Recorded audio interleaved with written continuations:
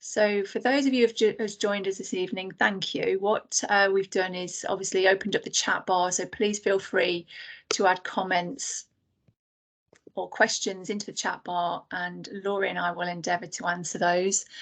So this evening our webinar is about other apps to support assessment. Now when we say other apps, obviously we're, I say obviously, you might not know this, but we are Microsoft school rather than as opposed to being a Google school. So we use lots of apps to assess things like in Teams, things like assignments. We obviously use Kahoot and Flipgrid. So those sort of apps we've spoken about already on our webinars. So we thought we'd obviously open the webinar up to Century Tech this evening, Socrative and Sway and Book Creator. So we're really lucky this evening to be joined by Laurie. Laurie Davies is from Merrydale Junior School and is part of our trust. But Laurie is the Century Tech ambassador for our trust as well, which is why obviously I've invited her along. She knows far more than I do about Century Tech. So it's going to be great to hear what Laurie's got to say this evening. I will cover an overview of what Socrative can do and Sway and Book Creator as well. But if you've got any questions after this event, please feel free. If you want to sort of know how to use them, then we can go over that at another time if that's what you would like us to do. And we're more than happy to do that.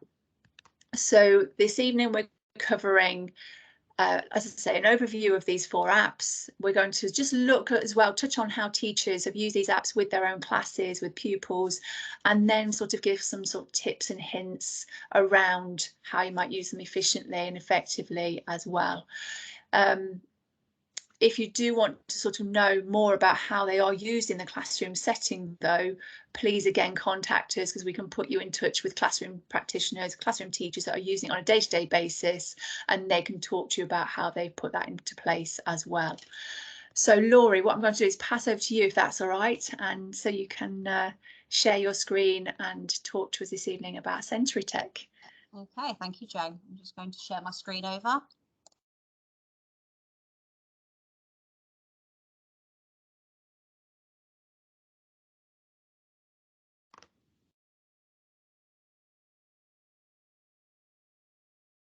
Having a slow moment, I'm really sorry. So Century is a artificial intelligence. So it is using neuroscience, digital literacy and artificial intelligence to help personalize children's learning. And so this was developed to help develop the children's personalized learning, to make it more, allow the children to become more independent in their learning, and also to reduce teacher workload. So as you'll see as I go through, there's many different ways you can use Century. When you go into Century, a lot of you may have used it before, or you may never have heard it before. Century have different activities. They have what you call diagnostics, where these are mini assessments, mini tests to help either with your pre or post learning assessment. Then once that's happened, our Century will automatically, using that artificial intelligence, create what they call a recommended learning path so that the children have got activities to support their learning. So for instance, the children might have been doing a diagnostic mini assessment on fractions, and some of the children didn't understand adding fractions, and that was one of their areas of weakness. So what Century will do in its artificial intelligence neuroscience, it will automatically choose the nuggets for the children to use and put that on their recommended learning path so that the children can consolidate that learning a little bit further.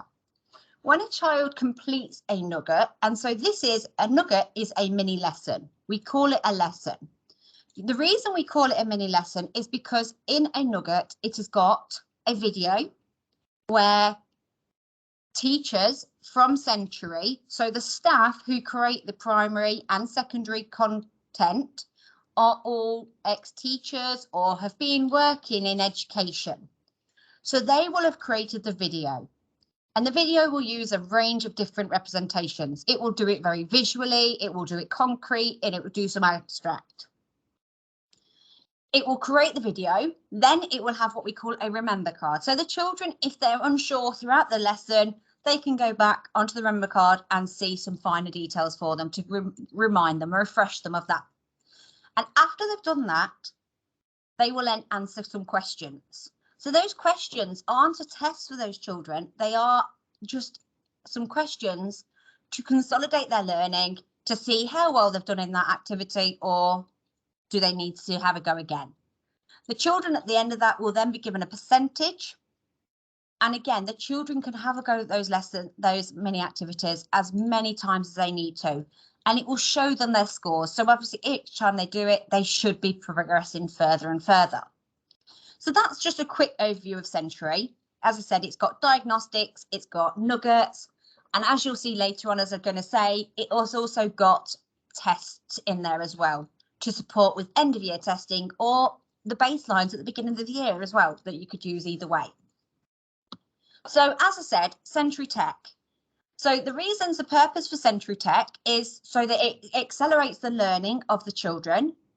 And this is off their website. So it's given an intelligent personalisation and improved student engagement and understanding. Because we know that actually we need to get the children to engage in something to help motivate them and push them forward more. And it gives them that sense of independence. It gives them that sense of taking ownership over their own learning, because they can look at their dashboard, they can show what they've learned, they can show where they need to improve on as well. One of the other things that the reason Century did this for is to reduce workload.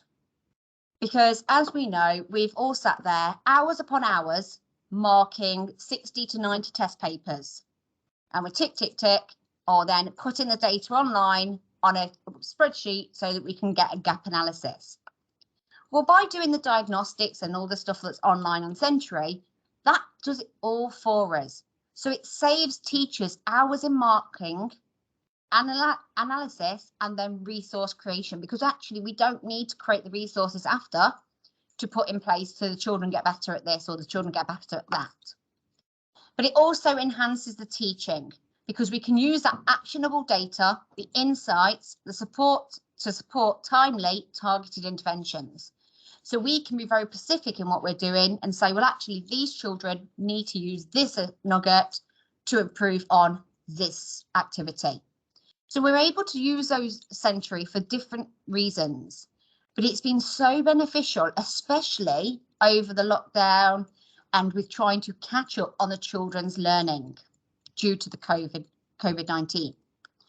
So as I'm going to say, as I talked briefly about what Century is, what the activity is, we're going to focus on the assessment aspect of it today more to show you how it can be used in classrooms and what is available to you. So Century cover for primary, but it is only for, they do cover some aspects of year 2, but it's mostly from year 3 to year 6. So it's key stage 2, and then it goes into secondary. So Century cover your grammar, reading, maths and science. So there's some really good aspects in those learnings, and it gives them a great opportunities to develop their learning further. And it is all linked with national curriculums. It's linked with, so maths is linked with your White Rose.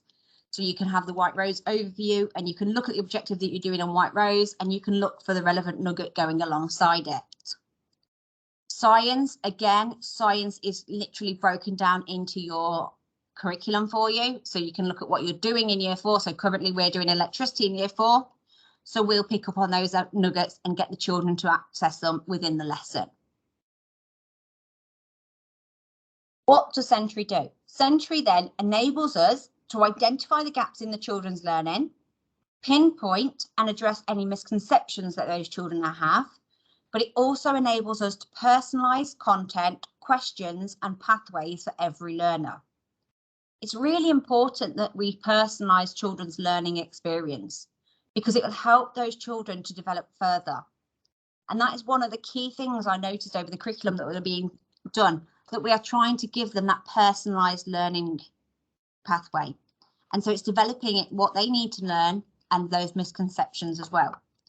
So alongside this, we do a lot of work with sensory in the classes. We also give children sensory homework for at home.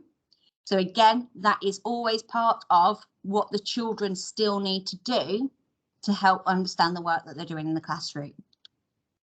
So here is the maths. So we're going to go through the 3 subjects, maths, English and science, in a way. So I can show you the diagnostics, I can show you the assessments and talk you through it and talk through how we use them at school at Merrydale. So this is an example of the year 4 diagnostics for maths. And as you can see, it's broken down into the different strands for the mathematic curriculum. So you've got your number, place, value, addition, multiplication, and again, because multiplication and division is split into 2 parts in year 4, they've split it into 2 parts as well. So it's broken down into the key areas. And then in there, the children will have a select amount of questions to do based on those topics. Once that's been done, we will then be able to look at the data and look at it to help support and have an impact on our planning. So we will be able to see that data and go, well, actually, these children have got very well at numbers to four digits, but actually negative numbers they're not so sure about. So we know in that topic, we need to make sure that we've covered negative numbers. And you'll see this a little bit further on when I show an example of the diagnostic, the mark book. As I said earlier, you've also got end of year assessments. So what Sentry have done, knowing with what the COVID catch up and everything, they put in the year 3 assessments. So your problem solving, reasoning and your arithmetic, and then they put in the year 4. So what you can do is you could do what year 3 as a baseline at the beginning of your year 4, and then you could do the year 4 assessment at the end of year 4. So it gives you a good balance on what the children know when they're coming into year 4 and what they know when they leave year 4, because that will then help the year 5. And again, that is there for year 3s, year 4s, year 5s and year 6s. It will give them a good starting point and a good end point. And it will also help with picking up sometimes what we call that summer lag over the summer holidays, where children go from summer holidays and they seem to forget a lot of things. So it'll also do that and help with those retention of that information. You'll also have in maths, you have a range of, you have a course on maths that's called multiplication tables. So as we know in year 4, you have the multiplication table check. So again, alongside that, you have practice assessments to help support the children in those areas to prepare them for the assessment, the multiplication check when they come across. And so we use these on a regular basis, either within our homework or we use them sometimes within TDT time. So we give the children a variation of different representations to help them to secure their knowledge ready for the multiplication check that they're doing in June.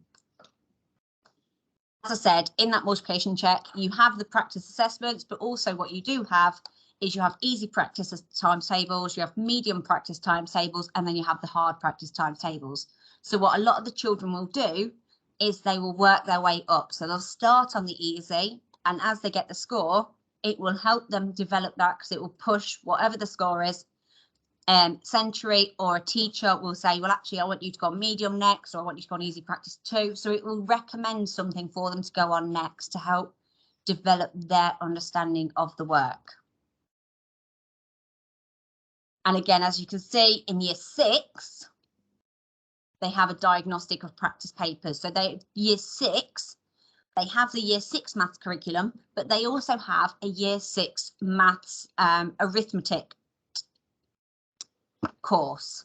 So again, in there, they have some arithmetic practice assessments as well. So again, you've got a lot of different ways that you can use to support your formative assessment, your summative assessment, to support getting the children ready for key events like your SATs or your multiplication checks.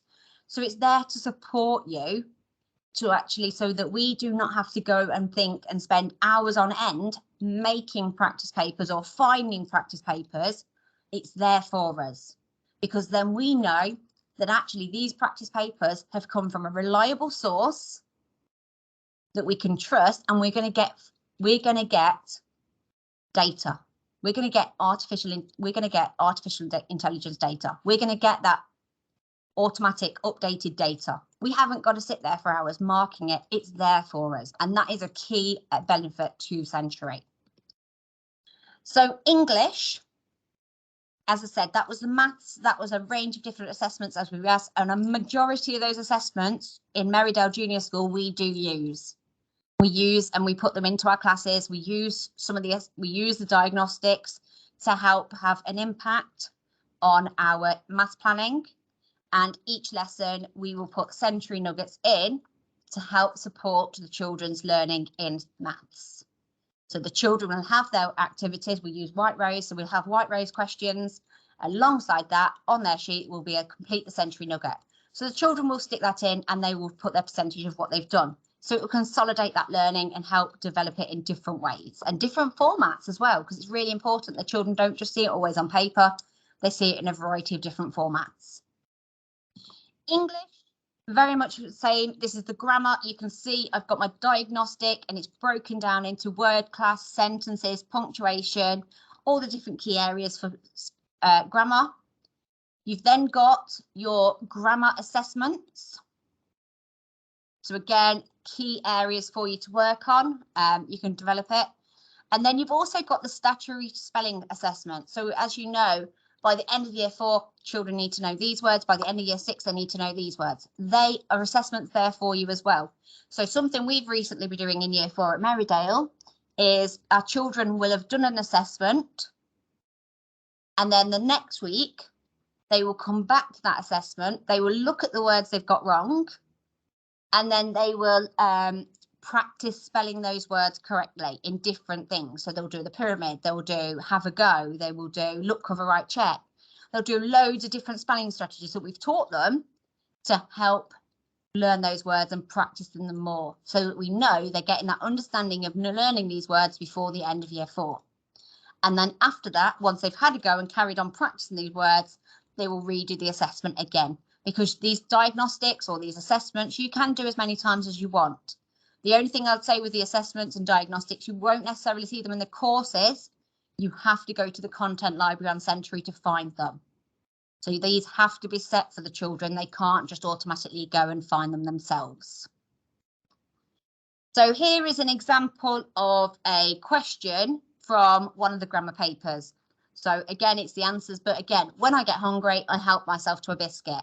It's asking the children to show which of these is a subordinate clause from the sentence. So again, the children would then tick whichever one they feel is the right one, and it will give them some feedback. It will show them and help them to develop that further. Science, as I said, science only has the diagnostics in a way. It doesn't have any of the other assessments, but it does have diagnostic, and they are broken down, as I said earlier, into the key areas of the science curriculum. And I think it's been really, really helpful to have these, because they've helped us to really get a better understanding of what the children are learning. So it's broken down into all the key areas, and then it's also given an area of working scientifically, which I think really helps, because sometimes it's quite hard to assess that area securely. But again, what we do is with most of our diagnostics, with maths and science definitely, is we'll do the diagnostic at the beginning of a unit. The children will then write that diagnostic down in their books, and then they do a post-diagnostic at the end of the unit, and they write their score down again. So when we look at their books, we should see that improvement in their work, because they'll have done the whole unit in between. And again, here's an example of a question. I apologise, something's just covered that, but it's tell if an object uses electricity. So it moves, it made a metal, it makes a noise. So again, you can see that some of them are multiple choice, some of them are writing. There's a variation of different question styles for the children to get answer to. So that was what diagnostics were.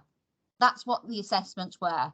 Here, I'm just going to briefly show you what the results would look like in that. So that again, you get that understanding of both ways round. So results, this is an overview of the diagnostic for fractions. So in this case, the children were doing a year 3 fraction diagnostic. So you can see they've done, some of them have done 2 attempts, 3 attempts. That's because the children have already done a pre and post diagnostic test. But you can see that some have still not got errors because fractions is split into 2 halves. So although it's not on here, it is split. So we've split it into 2 halves. So we'll redo it again later on. But you can see it's showing you every nugget that is included in that diagnostic. So recognising, finding, identifying tense, ordering, adding and subtracting, equivalent, finding unit fraction. So it's broken down and you can get an overview of what the children know and what they don't know so much. So here is a child's work. You can see they completed it here first, they got 60%. When they completed it again, they got 80%. And that was after doing a load of work based on these fractions. So that was a really good progression in that child's learning. Here was the question that the child got wrong. So again, what's great about Sentry is you can actually look at what the children get wrong. So again, it was really clear for me. I was like, oh, well, why that child got that wrong? And when I looked, the only reason this child's got it wrong is they understand ordering, but what they didn't understand is the word descending. So she's wrote it in ascending order, whereas it's asking for descending order. So I understand that the child understands ordering, but I just need to work on those language, that vocabulary with mine, ascending and descending. So again, I can get a better understanding of where my children are at if there's a large amount that's saying they don't understand ordering fractions. So as I said earlier, this is what we call my learning journey. This is what I put in my maths. So you can see these are my journeys that I'm going on. But at the bottom, I will put a pre-assessment and the children will put their percentage there. And then at the end of the unit, they'll put their percentage there. So again, they can see what they got at the beginning and what they got at the end to see that progression for themselves. And again, we do the same in science. We see the pre-assessment and we see the post-assessment. So it helps the children to identify what they've got and how they've improved in their learning a little bit further. And as I said, when you go onto the mark book on a diagnostic, it will give you this attempt up. So as you can see from this, well, automatically questions 1 to 4, my children got really well. But 5, 6 and 7, my children didn't get very well on it. So I will investigate those questions a little bit further and find out why they didn't get as well. So if I look back at this, as I said earlier, 5 was tense. Okay. 6 was ordering. 7 with adding and subtracting. Well, I know we haven't covered those 2, so I understand those. But as I said, I looked then into it a little bit further and I found out that this child had done this. So I can understand that they understand some of it. It's just how do they understand it? And you can see here is the diagnostic for electricity. We've not started electricity yet, but I've used this to help me with my planning for electricity. So I know that actually majority of my children, it's saying, I apologise, I've just realised that was, I apologise for what I've just said because this is a science one, not maths. So these 5, 6 and 7 are to do with science. So 1 to 4, they've got really well in science. 5, 6 and 7, they're not so sure. So when I come to teaching it, I need to make sure I'm really clear about which light bulb will turn on, the definition of conductor and the definition of insulators. I need to make sure that I really focus on those 3 because the rest of them, although they're not completely all good, all got them correct, they have more children getting them incorrect than correct. So it's just about making sure it impacts my planning that I do and using that assessment to my advantage. And again, here's a quick question. You can see why they might have got it wrong or what they've done. So again, I can look at it and I can think, well, what's that child got wrong? Well, like this one. So it might be, has that person, well, actually, the reason this one's wrong is because there's no battery in it. So I can automatically see where they've gone wrong to help me improve that learning further. So finally, and I appreciate you all listening to me, some top tips for me from me about how to use Sentry for assessment. Is one of them is to make sure that you're completing a diagnostic at least 2 weeks before starting a unit. If you complete a diagnostic straight before you start a unit of work, you can't analyse that data sufficiently enough to implement it into your planning. Complete the diagnostic at the beginning and end of units as much as possible, especially in maths and science, because they really do have a major impact in the learning.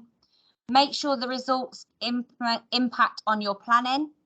Use nuggets in your lessons to consolidate the learning. It's there for you. Don't go and find extra work or activities. Use what you've got to help support the children's learning further. And it's a good use of formative assessment to see where the children are and what they've understood of the learning. Okay, and please, like I said, if you've got any questions, I know that you can send them to Jo Stone or you can send them to me, myself, Laurie Davies, and I'm happy to answer any questions that's possible. Thank you. That's great, Laurie. Thank you. I was just going to say, I can't remember whether you said at the beginning, but Century is you have to subscribe to the platform. Yes. Don't you? Yes. I don't think I said, yeah. So your schools will have to subscribe. But again, if you get in touch with Century, they can talk to you about the package. They can come and do demonstrations, and they will give you CPD to help support you with getting it up and running.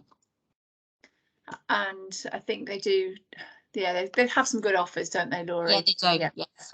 And again, you can join up with other schools, trusts. Again, you get discounts for trusts. So it is worth looking at. Yeah.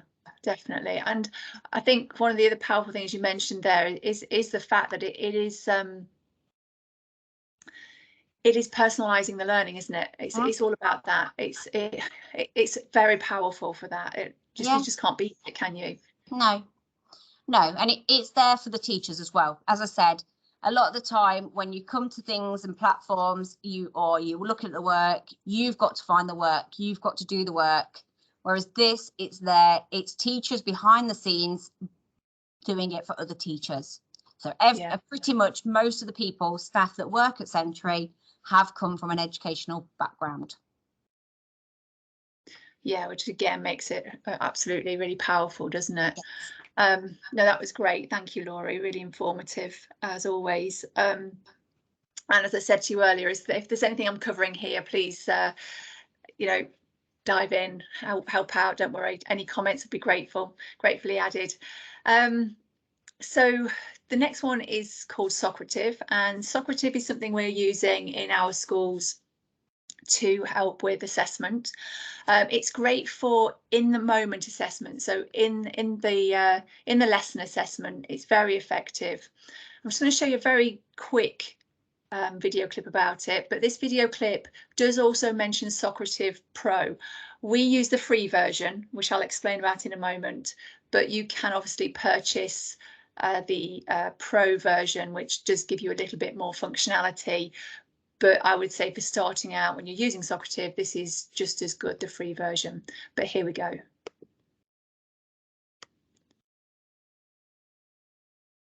Laurie, I haven't shared my screen. I shared the sound, have I? Don't think I shared the sound.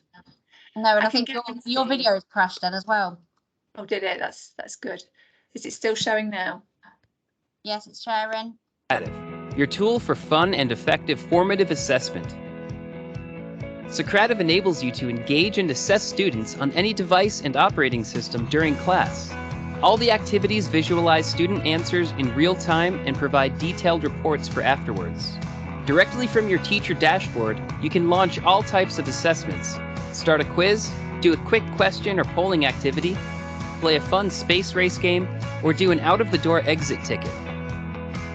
Quick questions are perfect for no-prep activities. As students respond, the teacher can see in real time what the students are thinking, have a discussion of the results, or ask more quick questions. It's your choice.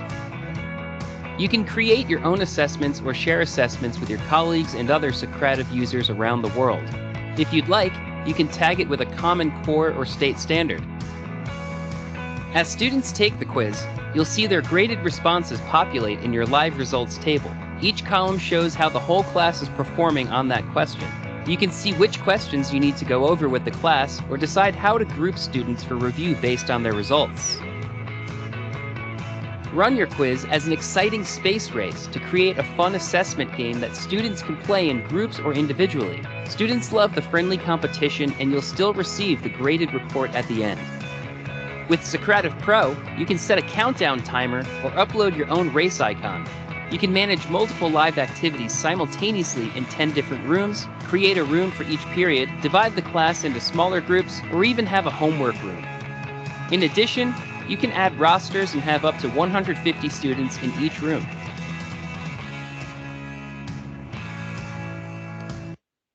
So I just stop that there, but you get a flavour of what With Socrative, with that video clip. But just going into it a little bit further, so the activities that you can do on Socrative, he says Socrative, I always say Socrative. My pronunciation is probably incorrect, so I apologise. But the activities you can do are quizzes, as he said, the space race and the exit ticket. But the powerful element of this as well are those quick questions, because you can use those quick questions for those pre-assessments at the beginning of the lesson, and then that quick post-assessment at the end of the lesson as well. Or obviously you can use your exit ticket too. But they work really well, and as I say, the free version of this is worth investigating before you decide to invest, if you really like it, that is. I know some of our schools have invested, and they have purchased the Socrative Pro because they did want the other functions within the within the app. The quizzes, they save automatically to your account when you buy one. So when you set one up, and you can search and sort through the quizzes, go back and share them as well with the pupils. So you've got the share option here, and you can import quizzes as well. So very easy to use. The reporting element is nice as well. You get a report that you can quickly download, you can save it to your account, you can email it out, you know, very versatile reports to show those gaps in learning. Very similar to what Century was doing there with what Laurie was saying. The key is to see where those gaps are and to try to fill them, obviously. And you can also use multiple rooms if you do purchase Socrative Pro. If you have just the free version, you can only have one classroom area, but that still is enough for you to trial it with your class, just to get the results, to see how you get how it's going. And you can also take the results off, download them via an Excel spreadsheet, and then reuse that quiz again if you want to. So you only get one room on the free version, and you get 5 quizzes that are available for you to use. But as I say, you could rework those quizzes as long as you've saved the results to an Excel spreadsheet. You wouldn't need to go back to your old quiz, and so therefore using the free option would be worth doing. And you obviously get a unique code for the pupils for your room, so they know how to access it, and it keeps it private for them as well. So no one else can access it apart from those people with the code. The space race that you saw there in the video is great because you can either use it with individual children or with groups of pupils. But what again is nice is it's anonymized. So you know, the children are of that cohort that don't necessarily like their names being shown when you're doing an assessment. You've got colours here, or I think you can use other alternatives as well. You can change the rockets to bears, to other little icons there to make it more fun. That gamification element is there for you in Socrative. But I think what people like about Socrative, and the teachers in our trust like, are the fact that sometimes it's a slightly calmer element to it than Kahoot. Kahoot is amazing, really good, but sometimes it can, let's put it nicely, encourage the children to be slightly louder than they would normally be during an assessment. They can become obviously too enthusiastic, whereas Socrative has a calmer way of looking at the assessment. I think the layout and the interface is set out for that reason as well, just to keep it calm so that you're getting the pupils to put down the answers that you want them to, rather than getting excited about the game side of it. What's nice is you can go then and look at your results. Again, you've got the option to show names or show the answers, or actually take those names off so it's anonymous again, and also take the answers away. So if you don't want the pupils to see the results at the end, you want to save that for yourself, then obviously you can do that. So it's very aware that pupils can be sensitive to these things.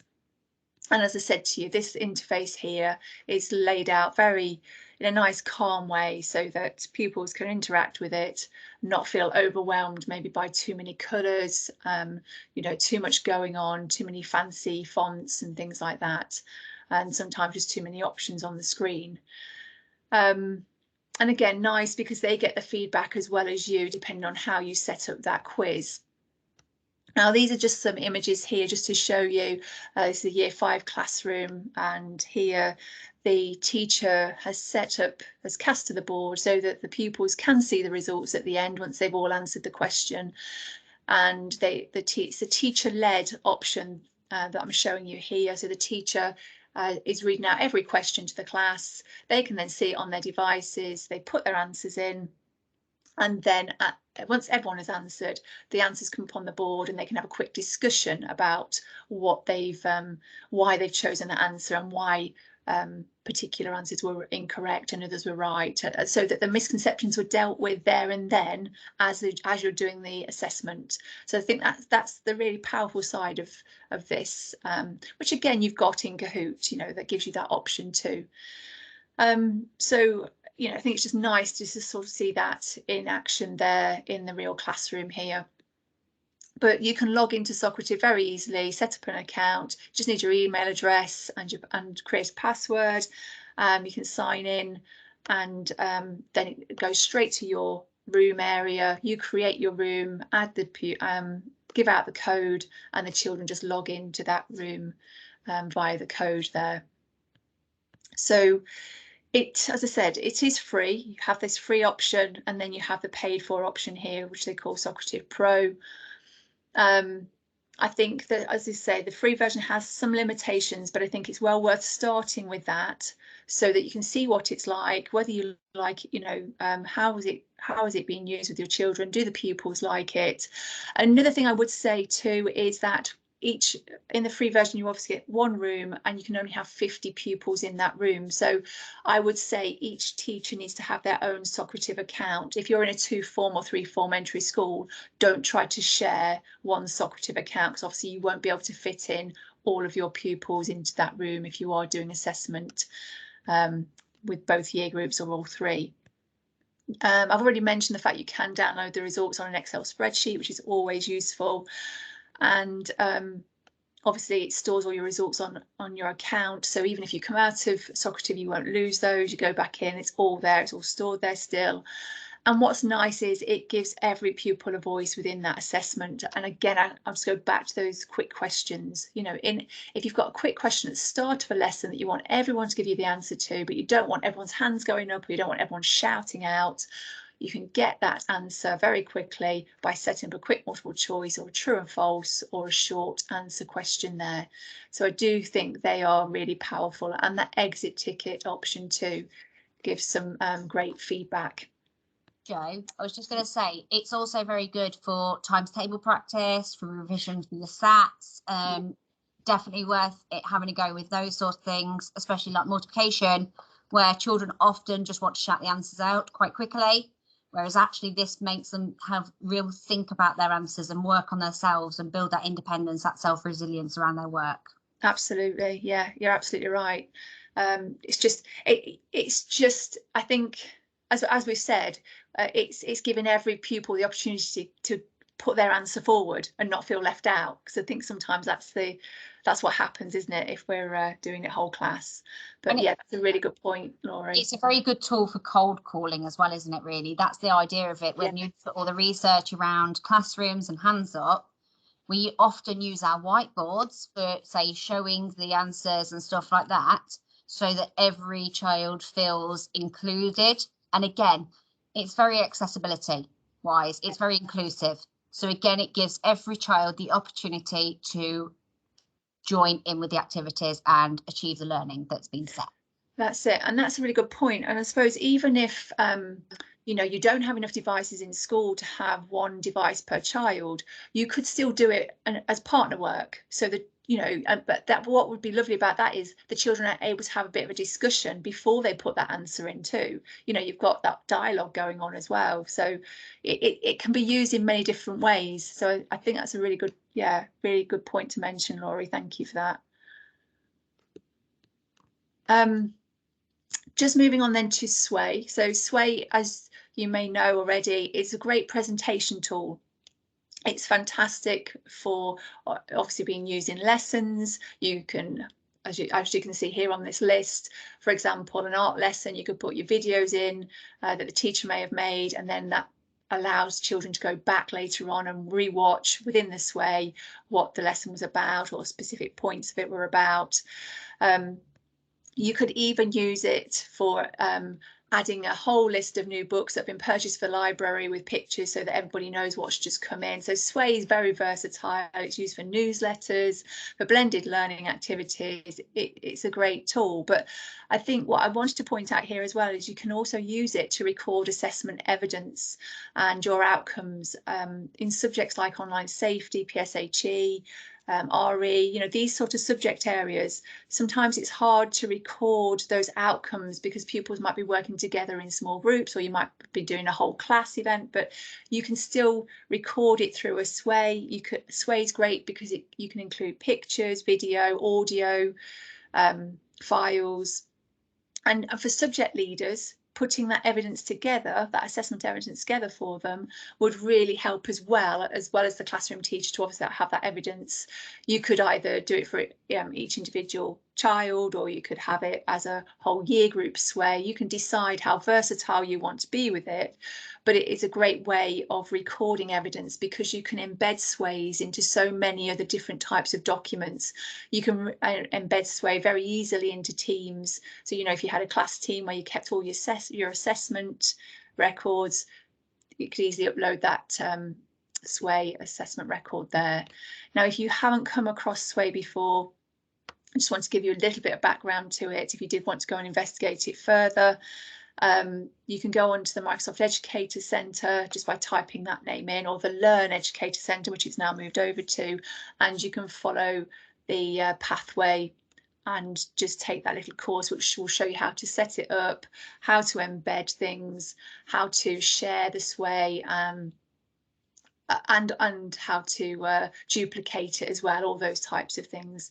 It will also then give you a link to the support page for Sway. But if you did also want to be slightly different, you could also teach your class or your colleagues how to put all your content onto a Word document.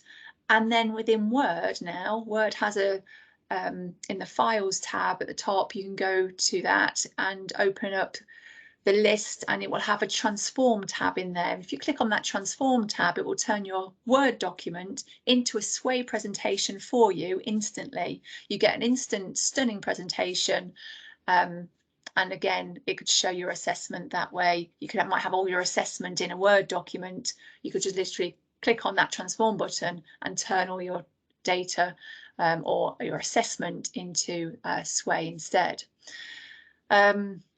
And the other nice thing about Sway is, which I will move on to the next slide to talk to you about, is that you can embed Microsoft Forms into Sway. So you can combine Sway and Form for assessment as well, which is perfect. All you would need to do on your Sway, you've got these little sections here. At the bottom of the section, go to the plus sign, go to the media tab, go to the embed section, and then go to your Microsoft form that you want to embed, get the embed link from Forms, put it into the embed area here on your Sway, and then your actual form is ready to be accessed by your pupils, either with a lesson or for an actual assessed piece. You know, it doesn't just have to be within a lesson. It might be that you want to do assessment that way too.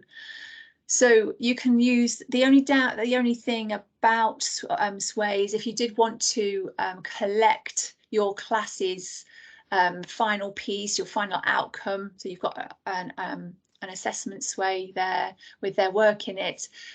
If you're asking the pupils to upload it, you have to be careful because only 10 people can multi-author on a Sway at a time. So if you gave them the access link to that Sway, you'd have to do it in groups of 10.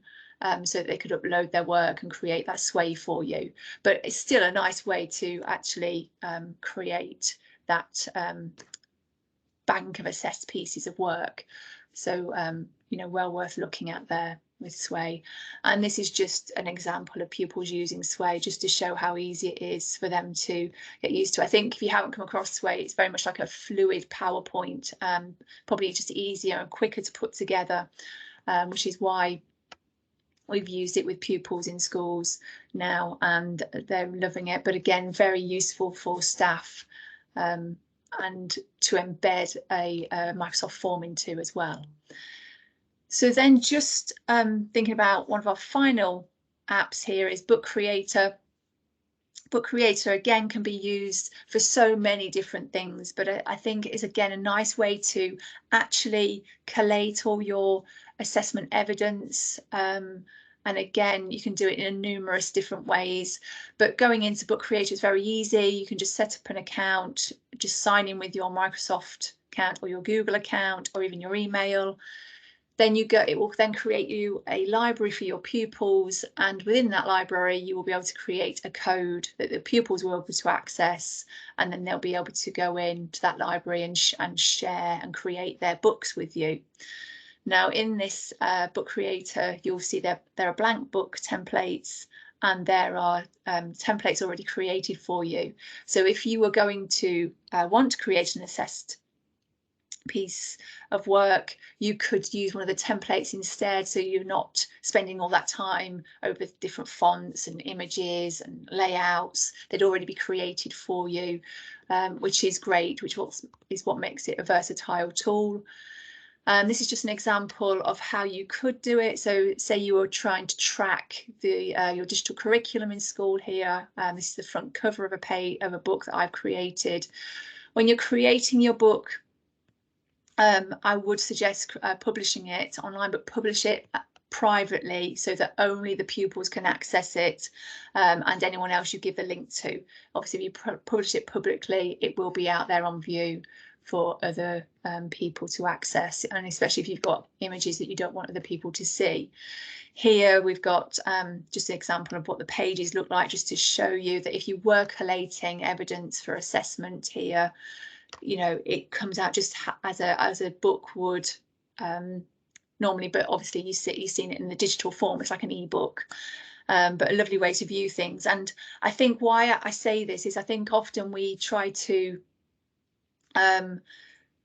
store and save work that pupils have done in big, large scrapbooks in the past, whereas now, instead of doing that manually and sticking in and taking ages over painfully gluing them in and putting them into the right place, you can now easily do it on this digital ebook by collating the evidence here just as quickly, but still having a lovely book to show the evidence.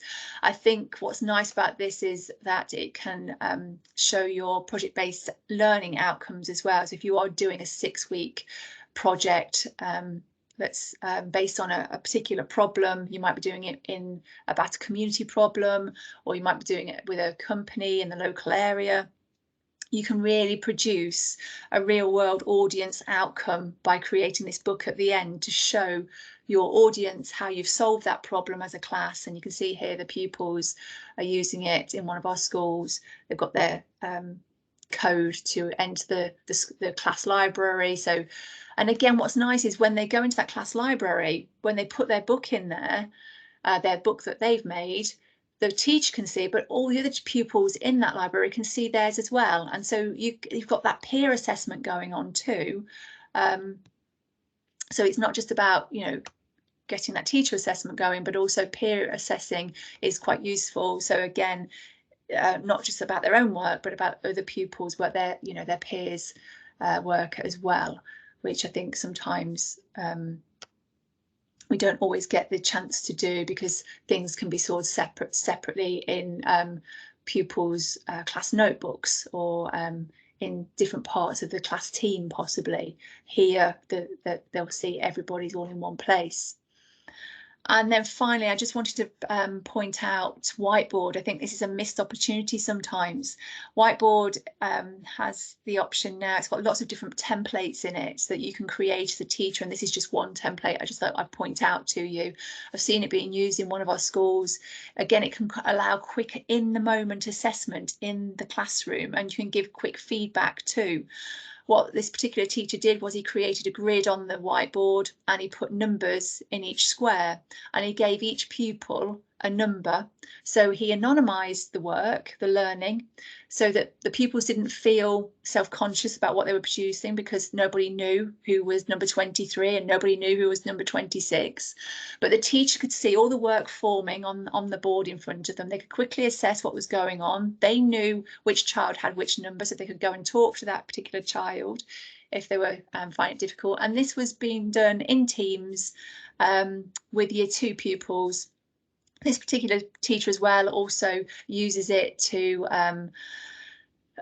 use it here in this first image to ask the pupils to write down lots of different adjectives about a particular object he'd show them in the classroom, so that they could have a bank of really good adjectives to come back to for their writing at the end. And again, once these grids are created, you've got a bank of resources as well as assessment pieces for you to refer to. Again, it's inclusive. You know, every child has a voice, every child has a little workspace that you can view. And again, you can do that.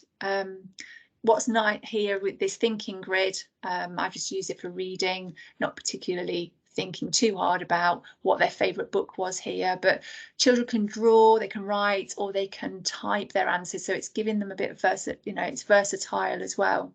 But again, good for pre-assessment, post-assessment, you know, or just ending the lesson. What did you learn today? You know, and getting that quick feedback from the pupils. So they're the things that Laurie and I wanted to talk to you about today.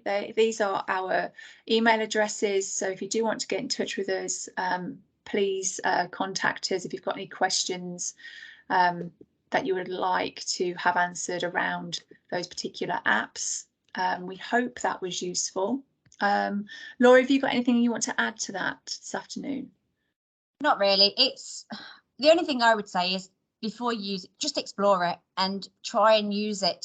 Sometimes take that risk, because there's so many fantastic tools out there that will really support you in your classroom. Yeah, absolutely. And it is that. It's just about being versatile, being creative with it, going back to your planning as well, isn't it? And really looking to where it's going to fit in properly with those assessments or with the particular lesson that you're going to use it with. But we're finding they're really powerful and really helping the teachers, because they're adding that, they're making the workload more efficient. Especially if you can afford to purchase Socrative, I would say, as well. Very useful. And little things like Joe's just talked about the whiteboard. Once you've done the grid the first time, that's it. You can just duplicate that or transfer it over. So it's not a case as every time I've got to do it, I've got to make it again and again and again. It's there, it's done then. And that's the key to these things. Yeah, so if there are no questions, I'm just going to say a big thank you to you, Laurie, for joining us this evening. Thank you for giving up your time and making that great presentation, but also for sharing your knowledge about Socrative, because it is useful. And it's, like you say, there's some great assessment tools within it that I think you don't know about until you start to use it. Yeah, so as we said, our email addresses are there. Please contact us if you do want any more information or help. And thank you for joining us. Thanks, Laurie. Thank you.